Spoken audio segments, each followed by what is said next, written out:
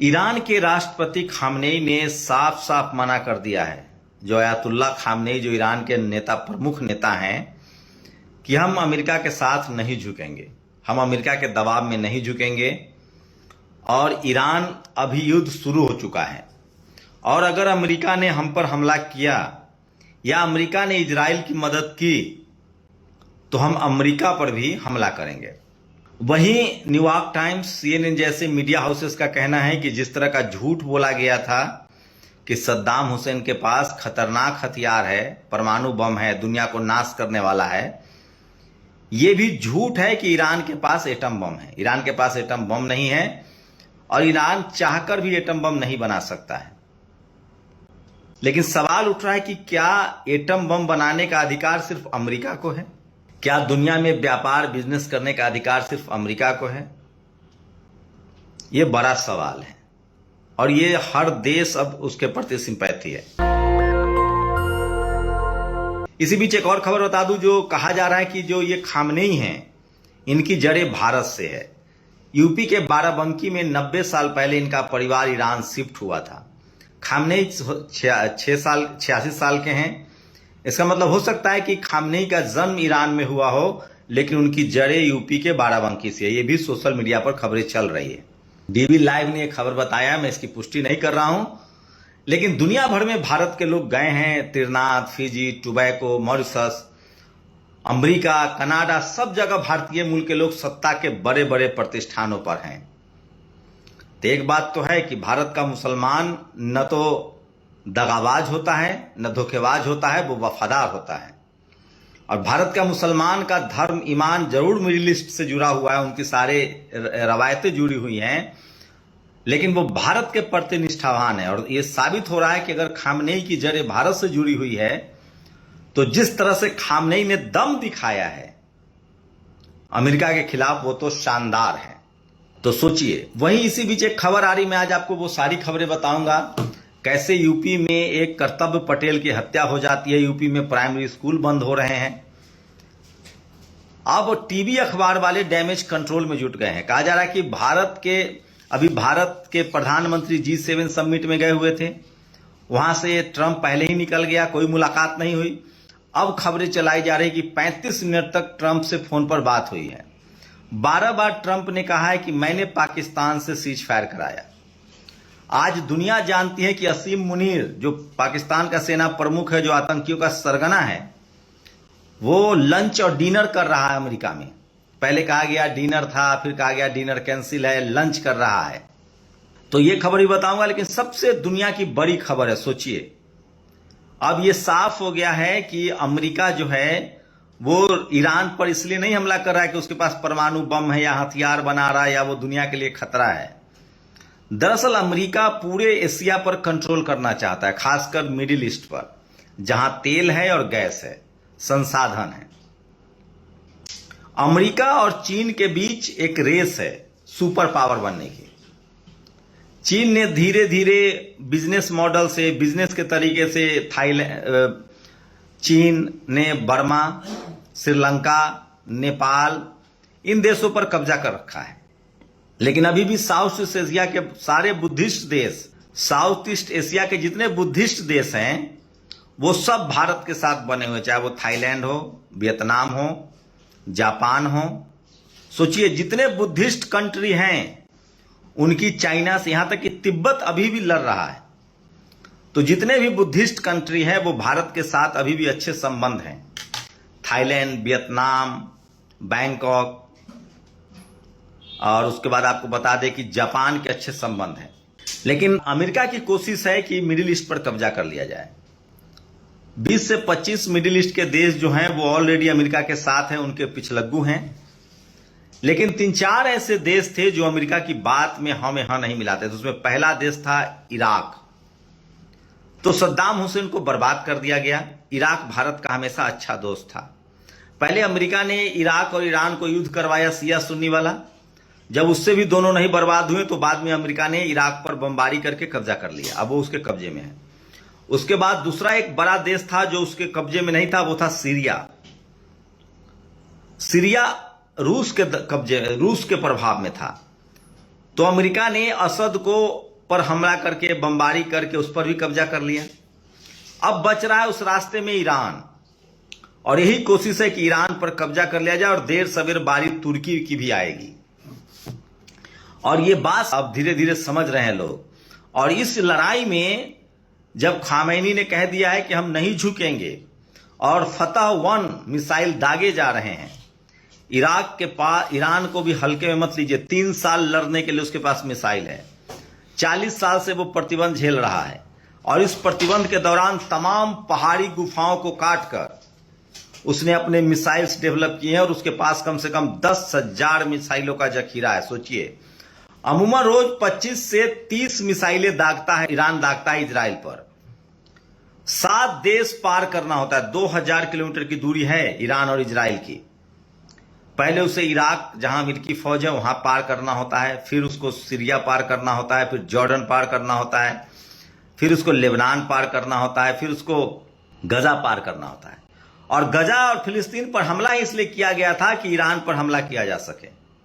Lebanon को इसलिए फतह किया गया, यमन को फतह करने की कोशिश की गई। ये बात धीरे धीरे लोग समझ रहे हैं, और इसलिए मैं कह रहा हूं कि सारे के सारे मुस्लिम कंट्री को अब खेल समझ में आने लगा है कि ये कब्जे की कोशिश है, और अब दुनिया के दर्जनों देश ईरान के साथ खड़े हो रहे हैं। तो ये युद्ध बहुत भयानक होगा। अगर अमेरिका ने इसमें इंटरफेयर किया तो ये आप कल्पना नहीं कर सकते हैं। रूस ने पूरी तरह से यूक्रेन पर हमला तेज कर दिया है, यूक्रेन जल रहा है, क्योंकि अमेरिका ने अब यूक्रेन को बीच मझधार में छोड़ दिया। यूरोप ने अमेरिका किसी का सगा नहीं है। मैं बताऊंगा वो भारत के साथ भी किस तरह से नाइंसाफी और गद्दारी कर रहा है और धोखा दे रहा है। अमेरिका किसी का सगा नहीं है। अमेरिका ने यूक्रेन को चढ़ाया नाटो को में शामिल करने के नाम पर। यूरोप ने उसको लालच दिया और उसको रूस से लड़वा दिया।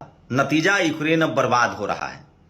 और अब अमेरिका रूस से बार्गेनिंग कर रहा है कि मैं तुम्हें मदद करूंगा, यूक्रेन को मैं मदद नहीं करूंगा, तुम यूक्रेन जीत लो, लेकिन तुम ईरान वाले मामले में इंटरफेयर ना करो। लेकिन रूस जानता है कि वो यूक्रेन में, रूस भी अब बार्गेन कर रहा है। वो कह रहा है कि ठीक है, पहले हमको यूक्रेन से निपटने दो। लेकिन रूस ने साफ कहा है कि वो ईरान पर नजर बनाए हुए है। इसका मतलब है रूस और चीन ईरान के साथ मजबूती से खड़ा है और लगातार चीनी कार्गो हथियार पहुंचा रहा है। यहां तक कि अब धीरे धीरे ईरान के पास भी रडार पहुंच गए हैं, और अब जो भी अब मिसाइलें हमला हो रहा है इजराइल की तरफ से, उसको भी वो इंटरसेप्ट कर रहा है। आधा दर्जन F-35 जो बड़ा विमान है अमेरिका का, जो इजराइल के पास है, वो भी मार गिराया गया है। तो ये युद्ध ऐसे मोड़ पर है, कूटनीतिक युद्ध है। सोचिए, तो अमेरिका के झांसे में अब कम से कम रूस नहीं आने वाला है। चीन अपनी बादशाहत कायम करना चाहता है, लेकिन कुछ और देश हैं जो अमेरिका से बेइंतहा नफरत करते हैं और वो मौका तलाश रहे हैं, जिसमें नॉर्थ कोरिया ने कहा है कि अगर अमेरिका ने इंटरफेयर किया तो हम इस युद्ध में कूदेंगे। वेनेजुएला ने कहा है, तुर्की ने कहा है कि हम इजराइल को नहीं बख्शेंगे। इसका मतलब है कि अमेरिका यूक्रेन की तरह इजराइल का भी साथ छोड़ देगा जैसे ही देखेगा कि इजराइल पर दबाव बढ़ रहा है। लेकिन सोचिए, अब इस युद्ध में 90 लाख इजरायली फंस गए हैं। तो यूक्रेन का भी इस्तेमाल किया अमेरिका ने, और अब इजराइल का भी इस्तेमाल कर रहा है। और मैं लिख के दे रहा हूं, देर सवेर ही सही, ट्रंप इस युद्ध में शामिल नहीं होगा, और इसका सारा खामियाजा इजराइल को निभाना पड़ेगा। और इसी को कहते हैं कर्मा इज बैक। इजराइल जो है वो फिलिस्तीन और गजा पर जिस तरह से उसने मासूम बच्चों को मारा है, देर सवेर उसको सजा मिलेगी। एक फिल्म आ चुकी है, जो इजराइल का जो प्रधानमंत्री है बेंजामिन नेतन्याहू और उसकी बीवी ने कितना बड़ा भ्रष्टाचार किया, और उस पर सुनवाई चल रही थी। वो चुनाव हारने वाला था, इजराइल की जनता सड़कों पर थी, तो उसने देश को युद्ध में धकेल दिया राष्ट्रवाद के नाम पर, और वो सत्ता में 3-4 साल से बना हुआ है। ये फिल्म बनी हुई है। प्रकाश केरे जो इंटरनेशनल मामलों के जानकार हैं, उन्होंने बाकायदा लिखा है। तो ये युद्ध बड़ा हो गया है और देर सवेर, लेकिन ईरान की तैयारी चौंकाने वाली है। ईरान के पास मिसाइलों का अंबार है। भले उसके पास परमाणु बम नहीं है, लेकिन उसके पास मिसाइलों का अंबार है जो 2000 से 3000 किलोमीटर तक मार कर सकता है। ईरान जो है वो अमेरिका को लगातार कह रहा है कि उसने कहा है कि हम जल डमरू मध्य में विस्फोटक बिछाएंगे, मतलब अमेरिका का युद्धपोत को उड़ा दिया जाएगा।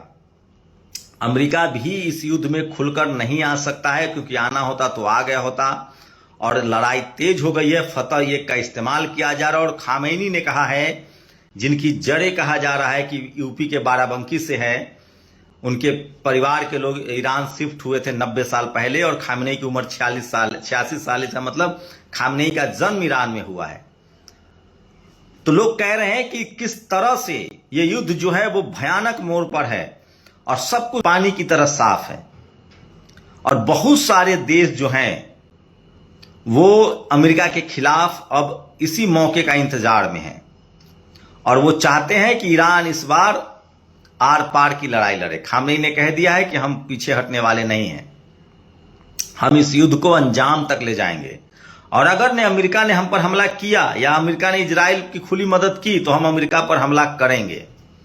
ये जरूर है कि अमेरिका अपनी सेना की तैनाती कर रहा है, अपने फाइटर प्लेन्स और अपने युद्धपोत की तैनाती कर रहा है एशिया में, लेकिन ईरान इससे टस से मस नहीं हो रहा है। ईरान पूरी तरह से मुस्तैद है। लेकिन सोचिए, जो लोग इजराइल को अपना बाप समझ रहे हैं, जो लोग ट्रंप के जीतने पर हुमाद कर रहे थे, पूजा पाठ कर रहे थे, उन संघियों को सोचिए, ट्रंप ने 12 बार कहा कि हम पाकिस्तान से और भारत का हमने सीज फायर करवाया। वो मुनीर को लंच ऑफर कर रहा है। भारत के प्रधानमंत्री से उसने G7 में मिलना भी अच्छा नहीं समझा, और अब कहा जा रहा है कि फोन पर बात हुई है। ये डैमेज कंट्रोल है। मैं बार बार कह रहा हूं, भारत की जो पहले की विदेश नीति है, भारत की जो पहले की फॉरेन पॉलिसी है, कमजोर के साथ खड़ा रहना, उससे भारत का मान सम्मान था, और नैम कंट्री, दुनिया के 110 देश भारत के साथ खड़े रहे हैं। भारत की सेना का साख है। भारत, अगर शांति सैनिक की बात होती है तो भारत की सेना को सबसे पहली प्राथमिकता दी जाती है, और भारत की सेना का पराक्रम, भारत की सेना का शौर्य किसी से छुपा हुआ नहीं है, चाहे वो चाइना हो या पाकिस्तान हो। भारत की सेना ने हमेशा से अपनी हिम्मत दिखाई है। रूस हमेशा हमारा मित्र रहा है, लेकिन जो नए वाले हमारे प्रधानमंत्री, इनकी विदेश नीति अलग ही रही है। ट्रंप के लिए वोट मांग रहे थे, ये इजराइल के साथ जाके गलबहियां कह रहे थे। सोचिए, हमारा सारा व्यापार मिडिल ईस्ट के साथ है, जो चाइना कब्जा करना चाहता है। और भारत में जो संघी जो दिन रात हिंदू मुस्लिम करते हैं, उस वजह से हमारे रिश्ते मिडिल ईस्ट से खराब हुए, बांग्लादेश से खराब हुए, और पाकिस्तान यही चाहता था। और इसलिए पाकिस्तान कूद के कह रहा है कि नहीं, हम ईरान की तरफ से परमाणु बम गिराएंगे। ऐसा वो कुछ नहीं करेगा, हम जानते हैं। उसके खुद के खाने के लाले पड़े हैं, वो क्या परमाणु बम गिराएगा ईरान की तरफ से। लेकिन वो अमेरिका का नंबर 1 पिट्ठू है। पाकिस्तान ये किसी से छुपा हुआ नहीं है, और अमेरिका हमारा सगा नहीं हो सकता। हमारा दोस्त रूस था, रूस है और रूस रहेगा। लेकिन हमारे साहब ने ट्रंप के लिए वोट मांगकर सब मिट्टी पलीत की। ये जो इजराइल के साथ जो आरएसएस के संबंध हैं, हिटलर की, नेतन्याहू को नाजी कहा जाता है, हिटलर कहा जाता है। तो जो थोड़ी बहुत विदेश नीति में, इसको लेकर शरद पवार ने भी कहा है कि हमारी विदेश नीति जो पहले थी वो ज्यादा अच्छी थी, हम फिलिस्तीन के साथ खड़े थे, हम ईरान के साथ खड़े थे। तुर्की भी अमेरिका का पिछलग्गू है, इसलिए वो पाकिस्तान के साथ खड़ा हुआ था। ईरान नहीं गया था पाकिस्तान के साथ। सोचिए, अमेरिका हमारा सगा हुआ। अमेरिका ने 12 बार चीख कर कहा कि हमने सीज फायर करवाया पाकिस्तान से। वो असीम मुनीर को लंच दे रहा है ट्रंप। भारत के प्रधानमंत्री से मिलना उचित नहीं समझा। प्रधानमंत्री आते जाते रहेंगे, देश का अपमान है। हमारा रूस दोस्त था, है और रहेगा। चाइना इसीलिए रूस को अपने साथ लाना चाहता है। इसलिए अमेरिका पर कोई भरोसा करता है तो वो झटका खाएगा, धोखा खाएगा। इसी बीच कुछ और बड़ी खबरें बता देते हैं जो आपके लिए बहुत जरूरी है। लेकिन जो क्रेज, जो हिम्मत ईरान ने दिखाई है वो काबिले तारीफ है। उसने साफ, खामनेई ने कहा है कि हम किसी अमेरिका से नहीं डरते हैं, किसी दबाव में हम कोई समझौता नहीं करेंगे। आज भारत का 20 करोड़ मुसलमान भारत के साथ खड़ा है। मजबूती से। जब पाकिस्तान से हमारा पंगा होता है तो वो कहते हैं कि हमें भेज दीजिए, हम इनको निपटा देंगे। एक भी भारत का मुसलमान पाकिस्तान का गाना नहीं गाता है। हाँ, मिडिल ईस्ट से उनकी सिंपैथी है, लेकिन पाकिस्तान से नहीं है। वो हज कर रहे हैं, उनका धार्मिक कनेक्शन है ईरान से, फिलिस्तीन से, उसमें क्या आपत्ति है? भारत का धार्मिक कनेक्शन है वियतनाम से, थाईलैंड से। हम बुद्धिस्ट हैं, वो हमारे धर्म को मानते हैं। पूरा थाईलैंड, वियतनाम क्यों भारत आता है? जापान क्यों भारत आता है? क्योंकि उनके धर्म, जिस धर्म को वो मानते हैं, बुद्ध को, बुद्ध का जन्म भारत में हुआ। भारत के हैं बुद्ध, इसी मगध में। तो किसी का धार्मिक कनेक्शन हो सकता है, लेकिन निष्ठा इस मिट्टी के प्रति, इस देश के प्रति है। तो ईरान ने हमले तेज कर दिए हैं और आज फिर से कयामत की रात होगी। बड़ी लड़ाई की आगाज है और फतह 1 का इस्तेमाल शुरू कर दिया है। और 6 शहरों पर, 1-2 शहर नहीं कह रहा हूं, ये तस्वीरें देखिए, इजरायली जो हैं वो मेट्रो स्टेशन में बैठे हुए हैं। और नॉर्थ कोरिया किंग जोन उन ने कहा है कि हम ईरान के साथ है। खामनेई ने कहा है कि हम किसी कीमत पर समझौता नहीं करेंगे। और अमेरिका बीच में आया तो उसको भी मुंहतोड़ जवाब दिया जाएगा। ये सबसे बड़ी खबर है। और मिसाइल्स जो है वो लगातार तैनात किए जा रहे हैं। तो इस युद्ध में ये साफ है कि देर सवेर सच्चाई की जीत होगी, ईरान की जीत होगी। और यूपी में आधे से ज्यादा प्राइवेट स्कूल कॉलेज नेताओं के 80% के कागज नहीं पूरे। रसूख हर फाइलों के किस पार्टी के नेता आगे पूरी पड़ताल। आप सोचिए, ऐसे बनेंगे हम लोग सुपर पावर, ऐसे बनेगा मिसाइल्स। राजेश साहू ने स्टोरी की है, बहुजन समाज के पत्रकार हैं, इसलिए स्कूल अस्पताल की स्टोरी करते रहते हैं। यह स्टोरी पिछले साल की थी। यूपी के हर जिले में डेटा निकाले थे। राजेश साहू ने कहा है कि 1.5 लाख बच्चे पहले पढ़ते थे। राजेश साहू का एक और स्टोरी है जो मैं चाहता हूं कि आपको बताऊं। वो लगातार डेवलपमेंट जर्नलिज्म करते रहते हैं और लगातार मुद्दे की खबर करते हैं। किस तरह से यूपी में स्कूल बंद हो रहा है वो भी बताऊंगा। ये बड़ी खबर है जो सोशल मीडिया पर वायरल है। और यूपी में लगातार प्राइमरी स्कूलों को किस तरह से बंद किया जा रहा है, स्कूलों को मर्ज किया जा रहा है। ये मैं नहीं, ये बड़ी खबर जो है वो राजेश साहू ने अपने ट्विटर हैंडल से ट्वीट किया है। और ये बड़ी खबर है जो मैं चाहता हूं कि आपको बताऊं कि किस तरह से लगातार स्कूल बंद हो रहे हैं। लगभग 35-36 हजार प्राइमरी स्कूल बंद हुए हैं। इसका मतलब है कि उसमें नौकरी चली जाएगी, प्रिंसिपल की नौकरी बंद हो जाएगी। जब 2 स्कूल को मर्ज कर दिया जाएगा तो एक ही प्रिंसिपल बचेगा। तो ये तमाम खबरें जो हैं वो सोशल मीडिया पर वायरल है। और सोशल मीडिया ही सच्चा मीडिया है, सोशल मीडिया ही बहुजन मीडिया है। यूपी में एक पटेल समाज के युवा की हत्या हुई है, उसको लेकर भी वो बड़ी खबर है। रूस यूक्रेन बड़ी खबर थी, इसलिए वो खबरें मैं नहीं कर रहा था। और अशोक भारती ने कहा है कि जनगणना 2027 की आप जाति जनगणना के लिए तैयार है, कोई जाति धर्म या लिंग न छूटे।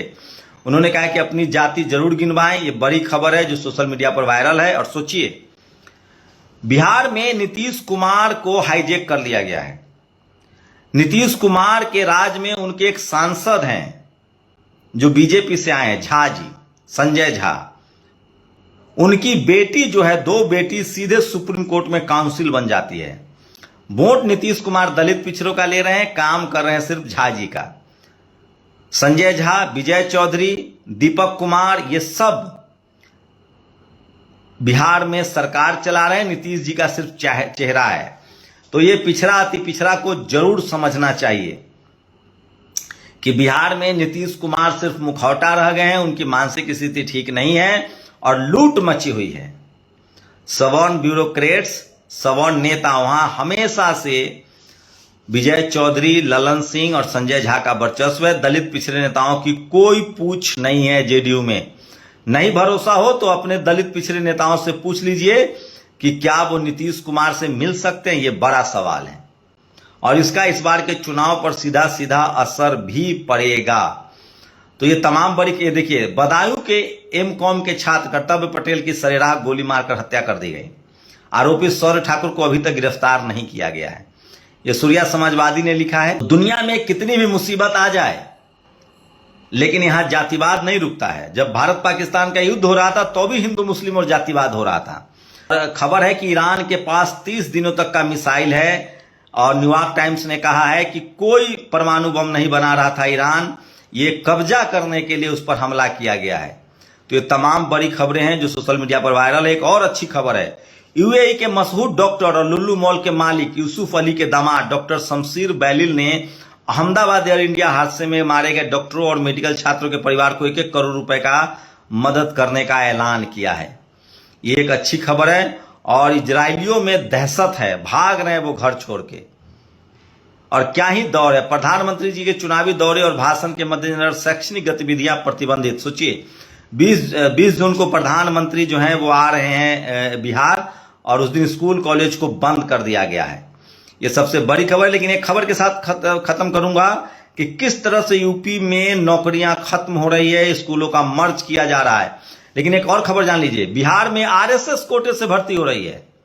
एक कुणाल किशोर थे, उनके बेटे की जो आयोग में भर्ती हुई है वो आरएसएस कोटे से, मैं नहीं कह रहा हूं, ये जेडीयू के एक मंत्री कह रहे हैं, अशोक चौधरी। तो अब इस देश में आरएसएस का भी कोटा चल रहा है। कल इससे विस्तार से हम लोग आरएसएस कोटा पर बात करेंगे। सोचिए, देश को घुन की तरह खाया जा रहा है। अगर 50 से कम नामांकन वाले स्कूलों को बंद करने की स्थिति आई तो अकेले सुल्तानपुर जिले में 444 स्कूल बंद होंगे। पड़ोसी स्कूलों को में मर्ज करते वक्त जिलों में मांग जा रहा है कि नजदीकी स्कूल। तो सोचिए, ये वो बड़ी खबर है। राजेश साहू ने जो ट्वीट किया है, 36,000 प्राइमरी स्कूलों को मर्ज करने की बात हो रही है। वाराणसी में लगातार दुकानें ढाई जा रही है, ये सबसे बड़ी खबर है। और तो बिहार में आरएसएस कोटे से भर्ती हो रही है, नीतीश कुमार देख रहे हैं। उनके एक झाजी सांसद है, उनकी 2 बेटी काउंसिल बन जा रही है, नीतीश कुमार देख रहे हैं। दरअसल नीतीश कुमार मानसिक रूप से अब उनका ठीक नहीं है, उनको हाईजेक कर लिया गया है। दलित पिछड़ों के नाम पर सिर्फ उनका इस्तेमाल हो रहा है। और कहावत नहीं है, माल महाराज का अब मिर्जा खेले होली, यही चल रहा है बिहार में। उड़ीसा में गैंगरेप होता है, टीवी अखबार नहीं दिखाएगा, क्योंकि जो टीवी अखबार वाले पत्रकारों की जाति है वो आरएसएस की जाति है, वो बीजेपी की जाति है। ये इस देश के 90% दलित, पिछड़े, किसान, आदिवासी, अल्पसंख्यकों को समझना पड़ेगा कि ये टीवी अखबार आपके खिलाफ है। जो भी इस देश में जातिवाद फैलाता है, मनुवाद फैलाता है, हिंदू मुस्लिम करता है, वो दरअसल इस देश को कमजोर कर रहा है। इस देश को जरूरत है विज्ञान की, तकनीक की, missile, drone, AI, college, university की। जो भी आपको अंधविश्वास, कर्मकांड में फंसाए, वो समझिए आपको धोखा दे रहा है। शुक्रिया। दस्तक की आपसे गुजारिश है कि अगर इसको बचाना चाहते हैं तो नेशनल दस्तक को सब्सक्राइब करने के लिए रेड कलर के सब्सक्राइब बटन को दबाएं, फिर बेल आइकन की घंटी दबाएं। नेशनल दस्तक को बचाने के लिए बहुत जरूरी है कि हर खबर को शेयर करें, लाइक करें, कमेंट जरूर करें।